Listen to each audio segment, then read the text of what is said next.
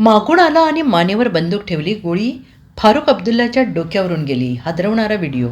जम्मू आणि काश्मीरचे माजी मुख्यमंत्री आणि नॅशनल कॉन्फरन्सचे संरक्षक डॉक्टर फारुख अब्दुल्ला यांच्यावर प्राणघातक हल्ला करण्यात आलेला आहे. सुदैवाने या हल्ल्यात फारुख अब्दुल्ला थोडक्यात बचावले आहेत.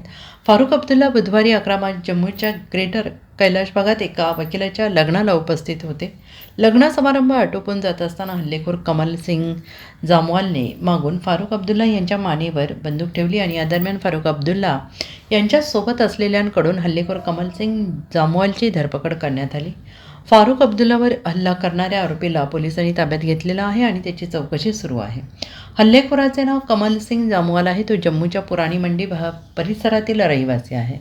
वृत्तानुसार कमल सिंगचा जन्म 1963 मध्ये झाला होता. जम्मूच्या जुन्या शहर परिसरात त्याची अनेक दुकाने आहेत. या दुकानांच्या भाड्याने तो आपला उदरनिर्वाह करतो. आत्तापर्यंतच्या चौकशीत आरोपीने उघड केले की तो 20 वर्षांपासून फारुख अब्दुल्लाला मारण्याचा विचार करत होता. तो म्हणाला, मी 20 वर्षापूर्वीपासून फारुख अब्दुल्लाला मारू इच्छित होतो. हा माझा वैयक्तिक अजेंडा आहे. Bureau report, SBN Marathi.